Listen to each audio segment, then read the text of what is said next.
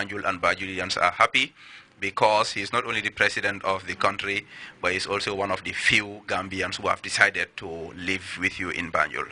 The Capital Cultural Carnival is just 2 years and has been drawing attention from far and wide. If you get into my program, 31st is the day of the cultural parade with the final competition. On the 4th, we will get these hunting people to perform at Fijera. After 12 o'clock, we get to Moscow for this cultural activity commonly known as Tanabir. Nevertheless, whenever he calls us, whether it is today or tomorrow, we must have to answer his call. And this donation from the president will serve as a major boost towards the success of the carnival, which was named after the president. The carnival started on Christmas Day, revitalizing a culture that has given the capital city a unique and colorful atmosphere in the festive period. This is another symbolic gesture by the Gambian leader, and with Banjul still in festive mood, this particular hand of help is certainly going to take these celebrations to another level. For Grts News, this is Babukar Senghor. The first 3 babies that were delivered in the country in 2014 have been presented with gifts by Operation Save a Baby Initiative, a charity set up by Her Excellency the First Lady, Madam Zainab Yahya Jammeh. The ceremony held on Wednesday at Edward Francis Small Hospital was attended by the Vice President and Minister for Women's Affairs. Aissatou Bajansar reports the initiative this time around received a cash donation amounting to a little over $300,000 from President Jammeh.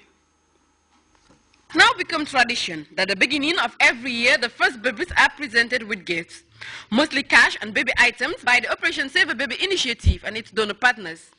The annual traditional presenting of gifts to these lucky first babies of the year continues to gain momentum, as the event once again received a boost from the Gambian leader, His Excellency Chair Professor Dr. Alhaji Yahya Jammeh, who donated $310,000 towards giving these lucky babies a decent upbringing. Today is also a very special occasion in the sense that our President, Chair Professor Alhaji Dr. Yahya AJJ Jammeh, is here in spirit, and he has sent us a very handsome donation on behalf of the First Lady for the babies of the year. The President has given $310,000 for the babies. The ceremony held at the maternity unit of the Edward Francis Small Teaching Hospital, which was once again graced by the Vice President, Her Excellency Dr. Adja Aissatou Sedi, was a joyous event that brought smiles to the faces of the parents of the babies. These are babies that are born here are going to take over from all of us. So we need to, prepare them and nurture them very well. And as you give, it's also in both our religions. God will also reward you. So we are calling all the institutions and private individuals and whoever wants to donate, because now we say it's $10. A mother herself, the Vice President, Her Excellency Madam Jai Sedi, was elated to present the gift to the mothers of the babies, knowing that it will in no small measure not only help the child, but the parents. We thank the institutions that supported them, and I hope they'll make good use of the resources that are provided, especially those that are lodged in their account, so that when they are older, they can make use of it. I just want to clarify that education is free in this country anyway. You need to know that. So now the funds would no longer be for uniforms or school fees or whatever. Yeah, I know, because it's there. So really, the resources can be used for something else for the baby. In light of President Jammeh's enormous donation of $310,000 and the 4 long-standing donors to the initiative, namely Gamtel Gamcel, Social Security and Housing Finance Corporation, Gambia Ports Authority and Gambia International Airlines, who all donated $30,000, the first baby of the year, a male who was born according to officials at 2 seconds after midnight, went home with $40,000 and $80,000 to be put in a trust fund for him, and according to officials, only to be used when the baby gets old enough to attend school. The first baby girl and baby boy of the year both received $20,000 and $40,000 in their trust fund, while the first twin, which are yet to be born, will receive $30,000 and $80,000 for their trust fund. Every baby born at the maternity unit went home with some amount of money. An amount of 30,000 was given to be shared among the remaining babies. One important move that came out of this ceremony was the pledge made by the Operation Save a Baby initiative to raise $10 million for the hospital by appealing to Gambians and well-wishers to donate $10 each. The chairman of Operation Save a Baby Committee, Tombong Seidi, leading by example, donated $1,000 at the spot, a move that was very much welcomed by the Chief Medical Director, Amar Faraj. From the maternity unit, the Vice President, with support from Club Foire, proceeded to the pediatric unit of the hospital, where they gave out gifts to the kids as a way of extending the spirit of the festive period. Aissatou Badian Sarr, Grts. Revelers waiting for the dawning of the new year thronged several spots in the Greater Banjul area, including the famous Senegambia area, in the company of family, friends and loved ones. Apart from the food and drinks, many flocked to the extraordinary busy area to watch the traditional fireworks display. We hope to bring you that story in the news at 10. The Banjul office of the United Nations Development Programme recently held one of its quarterly development forums. The interface, which brought together the UN agency's partners, is among a range of initiatives rolled out by UNDP to bring about change by connecting countries and mobilizing resources with a view to bettering the lot of mankind. Modu Bajan has the details in this report. Nations Development Programme, in partnership with stakeholders from the public and private sector, organized a development forum at the Paradise Suites Hotel.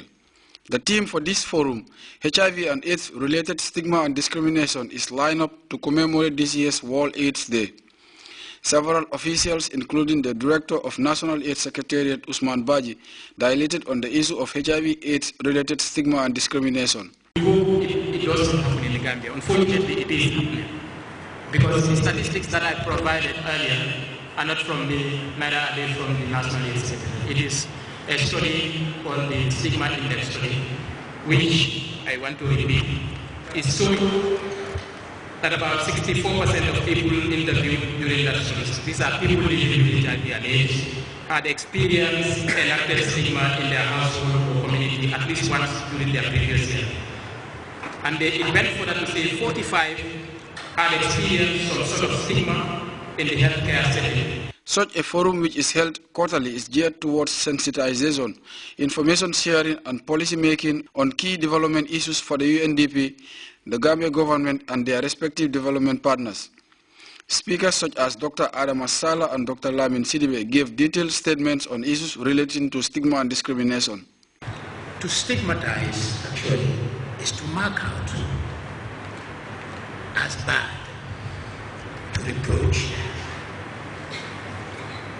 And stigma is very closely linked to what we call in psychology stereotyping.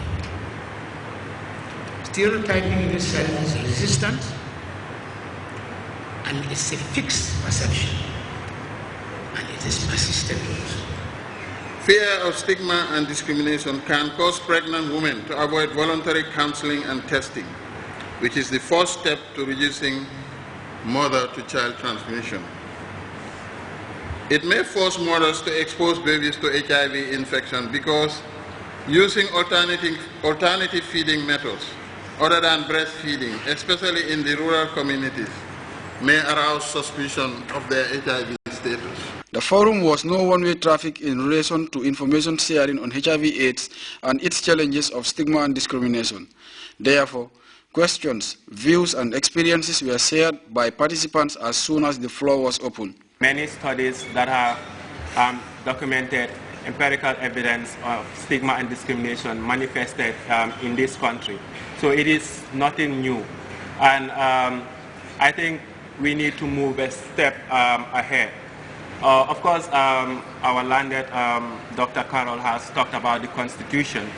But I think in addition to that, we need HIV-specific laws that we need to enact to be able to protect people in different circumstances.